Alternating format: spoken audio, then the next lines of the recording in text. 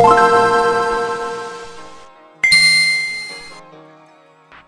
back into the game after almost a year-long break, straight into a new corporation that died the moment that I joined, I was out of luck. Back to suppressing the Ishtar menace, I guess. Off I set to Fortech H, again in a hand Loki, the perfect ship for killing Ishtars, whilst being able to evade the 50-man standing fleet just a few seconds away at any given time. This time, with an updated fit, I managed to not feed in the end, coming back with more cargo estimate than I set out with, which isn't often the case. I wanted to dedicate this video to aspirant bot hunters to hand out free tips that may provide crucial in saving a few Lokis along the learning path. So throughout this video during key clips I'll provide some commentary as to why I do what I do and what I could have done better and what you should be doing to protect yourself whilst maximising your time investment into this playstyle. The first thing that I want to mention is the potential need for an ult. To be combat effective against Ishtars, you need to be fit with an XLASP, rather than having a passive shield extender fit, as it gives you a good amount more AHP to play with when needed, as well as letting you bait tank if that's your thing. Having an ult in Horror, like I, had meant that I was able to use this XLASP fit without having to worry about cap charges too much, otherwise I'd only be able to stay out hunting a few days maximum. It also means you have spare drones to play with, when you inevitably forget to or are unable to recall your last set in time. Same goes for EN damage type ammo. I will also mention this playstyle suits only a few people, those who work from home or those who have too much time on their hands. Please stick around to the 5-minute mark to find out how to do what I do.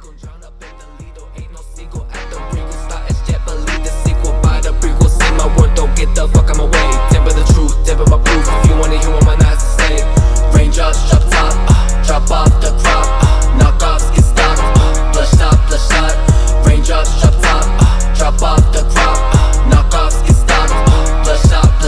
I be shooting like a star, enemies go get some rest. Everybody so support, I put my hands around her neck. She likes it rough, she gets it checked and made her bucks from all you guys. While she giving me her neck, the only way that she can love.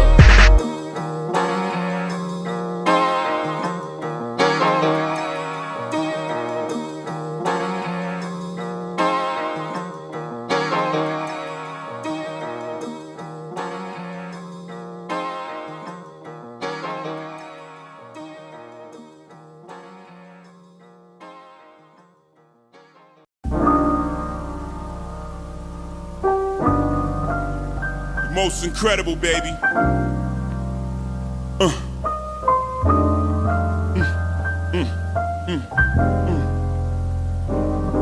Yeah. I can't see him coming down my eyes, so I gotta make the song cry.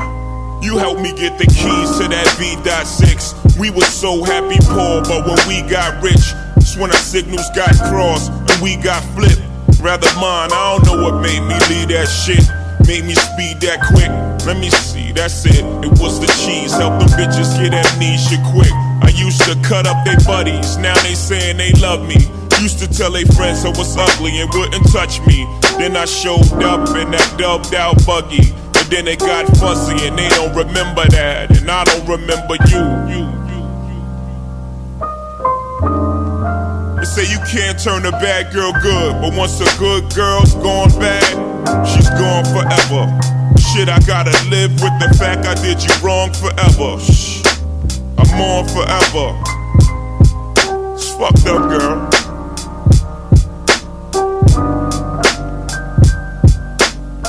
I can't see him coming down my eyes, so I gotta make the song cry. I can't see him coming down my eyes, so I gotta let the song cry. I know I seen him coming down your eyes, but I gotta make the song cry. I can't see him coming down my eyes, so I gotta make the song cry. I can't see him coming down my eyes, so I gotta make the song cry. I can't see him coming down my eyes, so I gotta let the song cry. I know I seen him coming down your eyes, but I gotta make the song cry.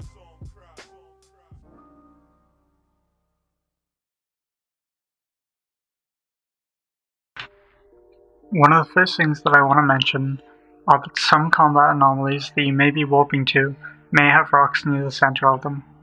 For this reason, I would recommend first dropping your combat probes at a safe so they are out of range of D-scan so that you do not spook the Ishtars. Scan, then warp to them at 10 kilometers. This means that you ideally land at near to perfect range to be able to weapon point the target when you land, and ideally to not also be decloaked by a rock. There's no tips here during this clip, other than to not fly drunk. This evening, whilst having too much port with my steak that I had sadly overcooked to a well done level, I found a Praxis whilst out. Figuring why not, I decided to warp to it, landing well within web and grapple range, but with the hopes that anyone flying this hunk of junk ship hull must be a terrible pilot, ideally flying cruise missiles. Sadly, I was mistaken, and this Praxis put up one hell of a fight with his rapid heavies, but was eventually felled like the rest of his kin.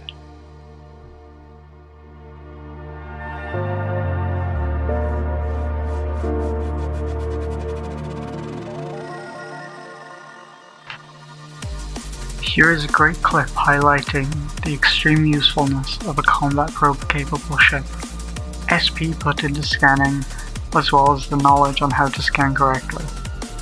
Sometimes, when a PvE botter or equivalently bad player will be running a site, they will be pre-aligned to a safe spot. Without a cloak, they will simply land and be ripe for the picking.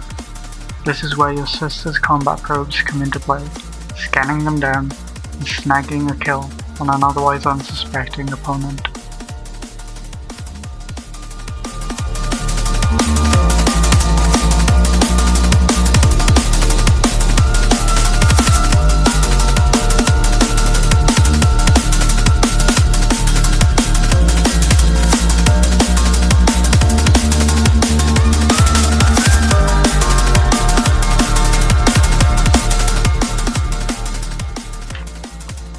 No matter what you do, sometimes you will always be put into a bad situation, be it jumping into a gate camp that was just set up, moving through a gate into a hostile Roman gang or fleet, or simply being baited, as was likely in this clip.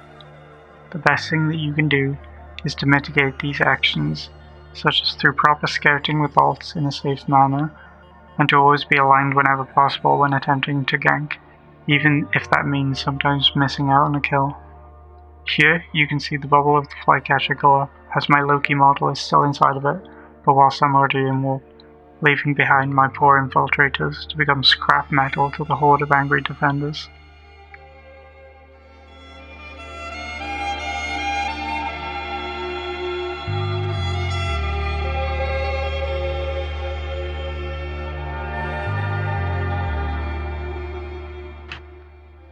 A neat trick that can be accomplished by using the contacts feature in-game is setting individual players to different colors. This can be used to set the locals to one color to distinguish locals from roamers, or in my case, to set people who have previously attempted to bait me red. This setting of red on my overview lets me know in advance to look ahead for trouble, as these players are far more likely to be bait fit with tackle mods, or at minimum on comms with the standing fleet to call them in at a moment's notice.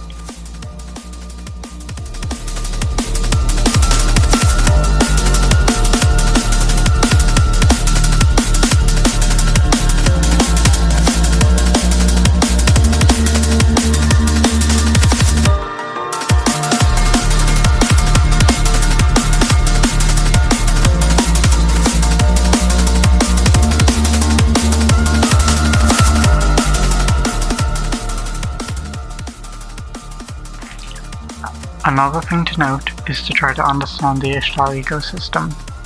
Depending on the area, some Ishtars may instead be healers, some Ishtars may be tanked specifically for a certain damage type, and you must understand the overall fit archetypes available to Ishtars. Generally, they will either be fit with an extra lot shield booster and capacitor mods, 100 MM with a medium shield booster, or armor fit to bait. Sometimes there are fits in between that you can never account for, but should at the same time always still expect. The Ishtar in this clip tanked more than any other Ishtar I've gone up against, aside from some of the 4 billion Tier 6 Abyssal Ishtars I faced eons ago, both through the use of a clever reactive armor hardener and some plates that admittedly may have lowered his ISK per hour, but very likely would have saved him were he on comms with standing fleet or against an opponent not in as capable of a ship as mine.